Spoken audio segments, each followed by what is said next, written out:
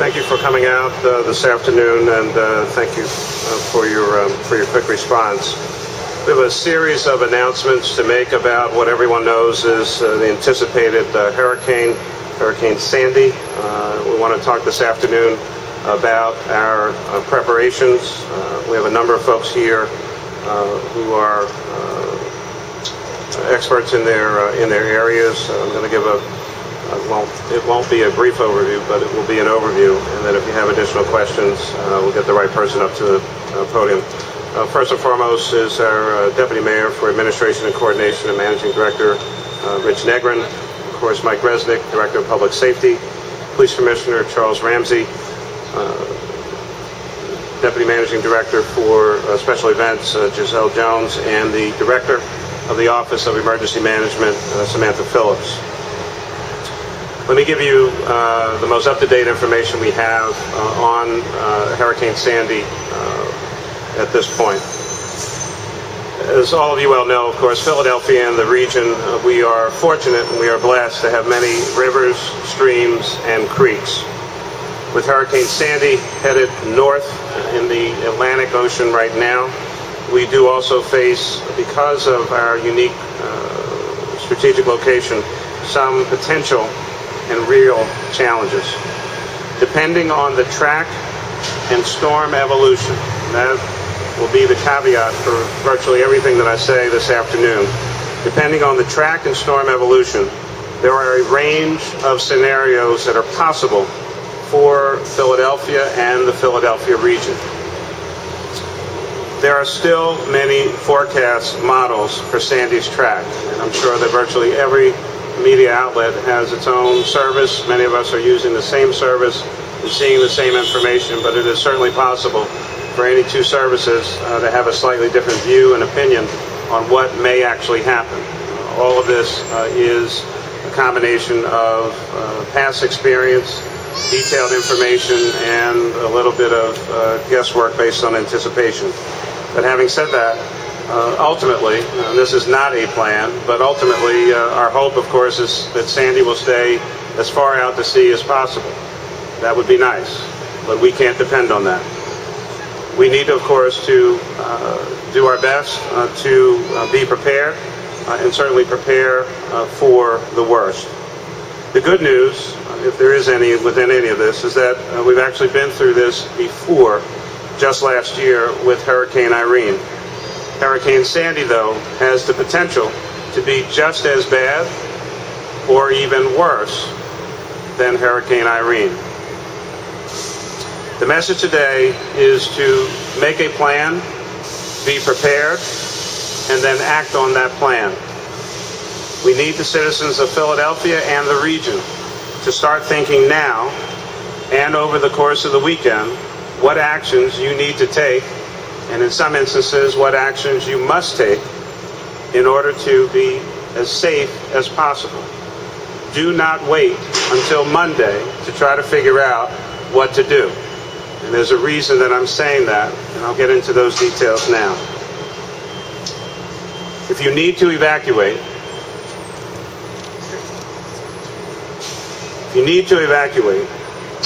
if you live in a flood-prone area, and most Philadelphians know what a flood-prone area is, and if you live in one, you know that you've been in one for some time.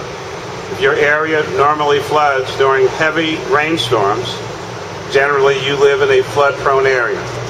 If you live in one of those areas, you should be prepared to leave your home or your residence by early Sunday afternoon, no later than 2:00 p.m. Let me say that one more time. If you live in a flood-prone area, if you live in a neighborhood or a community on a block that through heavy rainstorms tends to flood, you need to be prepared to relocate, find somewhere else to shelter yourself, make that plan over the course of the weekend, and be prepared to leave your home or residence no later than 2:00 p.m. on Sunday. There's very little computer model consensus at this point, and anywhere from Virginia to Maine, has been projected as the landfall point. There is, though, a chance that the eye of the storm could hit the Delmarva Peninsula and impact Philadelphia directly.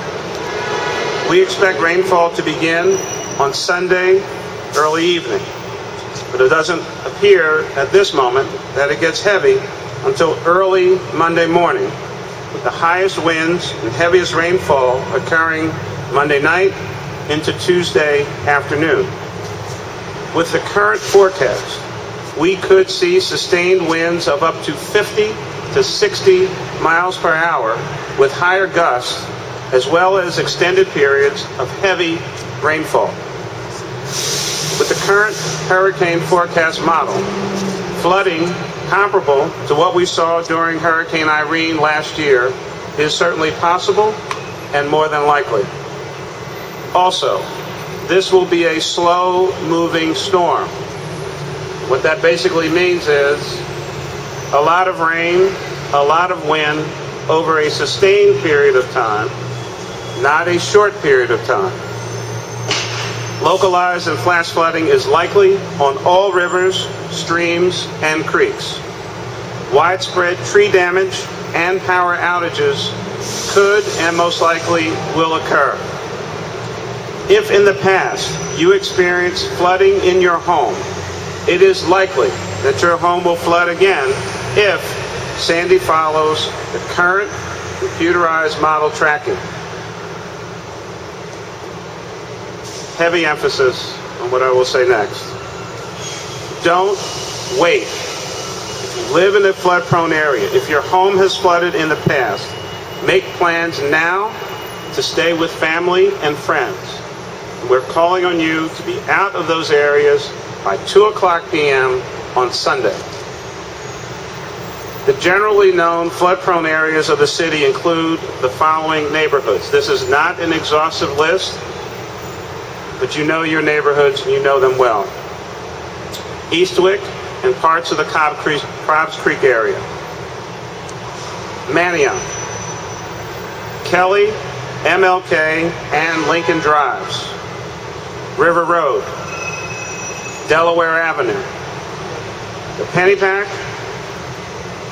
and the other areas surrounding the Pennypack Creek. Record coastal flooding along Delaware and the lower Schuylkill River is possible and more than likely. Now, given all this information, let me say a few words about what the city and our many partners are doing to prepare, and then what our citizens need to do to also help themselves in their neighborhoods. One, we have not yet decided whether to open any shelter locations yet. This is Friday afternoon.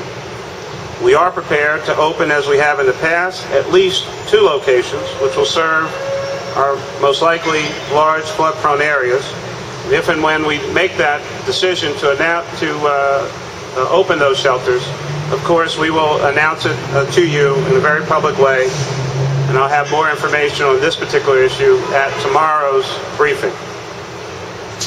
Those 2 locations would be, as they have been in the past, West Philadelphia High School to help support the Eastwick community, and Roxborough High School to help support the Manioc community over in the Northwest.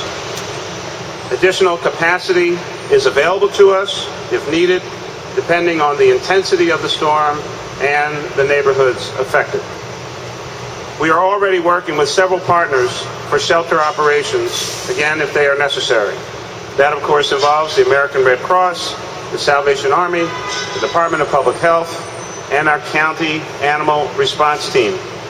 In addition, Philadelphia Streets Department is already clearing trash cans and storm drains around the city in case of high winds and or flooding. To give you a sense of the magnitude of what we're dealing with here, there are more than 77,000 storm drains in the city of Philadelphia. Philadelphia Water Department crews will work through the weekend to clear, again, the most typically flood-prone areas and our low-lying inlets. SEPTA and other local agencies are already making their plans and coordinating with the city as well. For our citizens, these are some of the things that you can do. These are some of the things that we're going to ask you to do. And again, we are all in this together. We need your help, your support, your cooperation, and your patience. Start preparing now, as I mentioned earlier.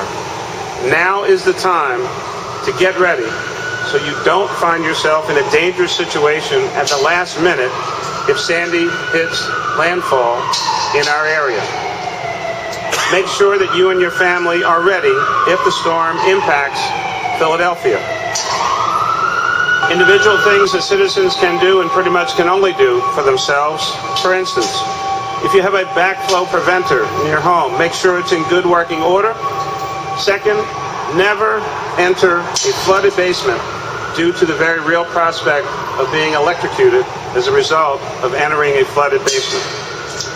Last year, several neighborhoods saw heavy flooding from both Hurricane Irene and Tropical Storm Lee. I'll give you a number of steps to follow in that regard. But let me also ask our friends and our neighbors, our block captains and community leaders, please, you can also help us in the neighborhood by bagging leaves, getting them off of the street or off of your sidewalk, clearing inlets of leaves and debris. And we ask our block captains and community leaders and neighbors for your help with this. If you see that activity already out in your neighborhood, whether we've gotten there or not, that can be very, very helpful to us. If leaves are all over the place, they're going to clog the inlet. The inlet won't be able to take water. More than likely, you're going to get flooding, which could have been prevented if that water were able to go into our system. The 311 call center will be open over the weekend with extended hours. Here are additional things that citizens can do. Bring your outdoor objects, such as lawn furniture and garbage cans, recycling buckets, all of those kinds of loose items. To the extent that you can, either bring them into your house or into your garage and secure them as best you can so that they're not flying around as a result of all the wind that we expect from the hurricane. Now, we know for a fact that leaves are already heavily falling right now. We're at the height of leaf falling season. Again, be sure to clear loose and clogged drain gutters and downspouts at your home. One, you want them in proper working order so they can take water away from your house. And second, if they're loose or damaged or broken, they can also be affected, again, by the wind and ripped away from your home. In addition, please help the city's efforts to clear, as I mentioned earlier, I've said this a couple times, street gutters of leaves and debris in your neighborhood. You can also help by reporting those clogged inlets, calling 215-685-6300. This line is open 24 hours a day, 7 days a week. Plan now to stay with friends or relatives. Again, if you live in flood-prone areas like the ones that I mentioned. Have a home emergency kit with enough supplies for everyone in your household, including pets and those who may have personal functional challenges or needs. Be sure to include a portable radio with extra batteries to stay tuned to local news for emergency alerts and updates. For a complete list of supplies that you want to have in what we call a ready-go bag or go-ready bag, www.phila.gov/ready. You can get information about the kinds of things that you should have available to you. Prepare that go bag of emergency supplies so that you can grab it in case you need to evacuate your home in a hurry. Again, you want to have enough supplies for everyone in the home, including those with functional needs or challenges and pets. Pets are welcome if Philadelphia opens. If we open our emergency shelters, please bring your pets with you.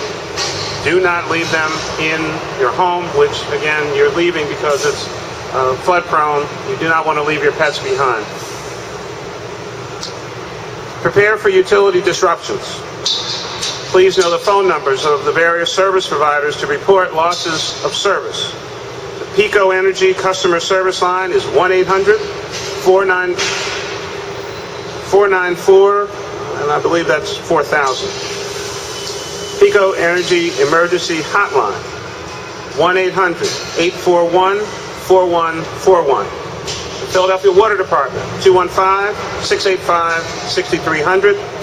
Philadelphia Gas Works, 215-235-1212.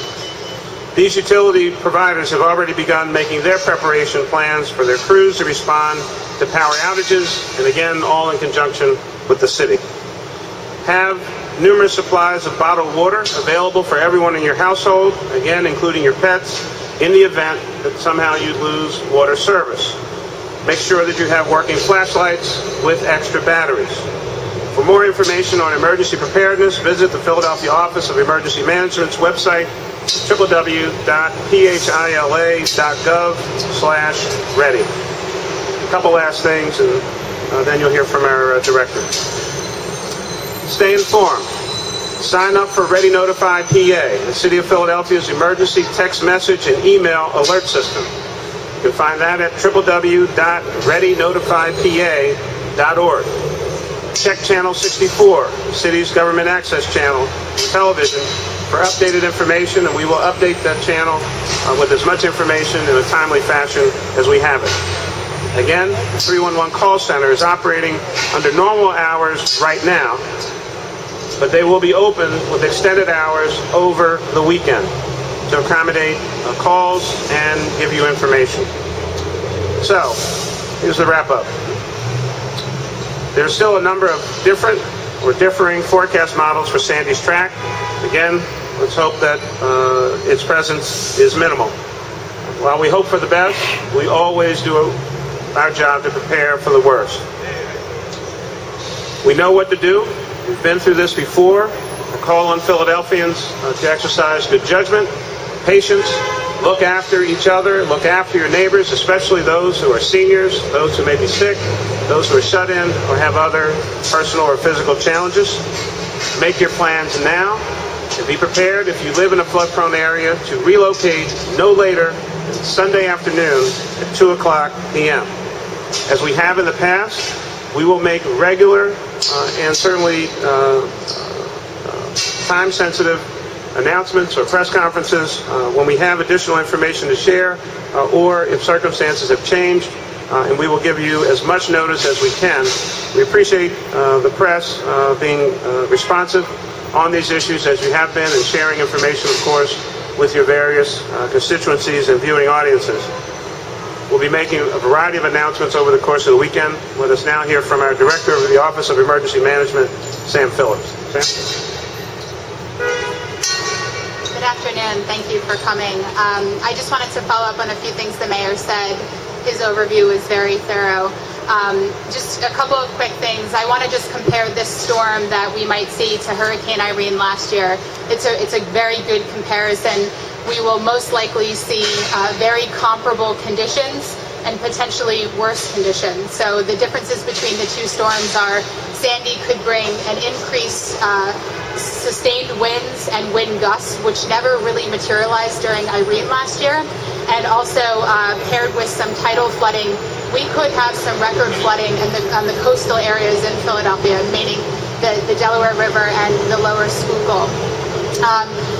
Planning for emergencies is there's a delicate balance here, in that we don't want to be alarmist, but we really do want to encourage citizens of Philadelphia to take some time this weekend to develop plans. We're giving you ample notice to demonstrate that we're taking this very seriously. We encourage you to take it very seriously. The city's doing everything that we need to do to be as prepared as possible, preparing our emergency operations center, preparing shelters, getting volunteers on standby, and we ask that all of you do the same. And I think Commissioner Ramsey has a brief update on police department activities for the storm, and then I assume we'll take some questions. Just very briefly, we will have extra personnel working. We're pre-positioning some of our assets in areas where we know we could possibly have some problems to block off streets and the like. But we also urge all citizens to only use 911 in a true police or fire emergency, because we'll have a lot of people working, but if this storm is anything like we anticipate, we're going to have a lot of people tied up on the street with traffic control and various other functions.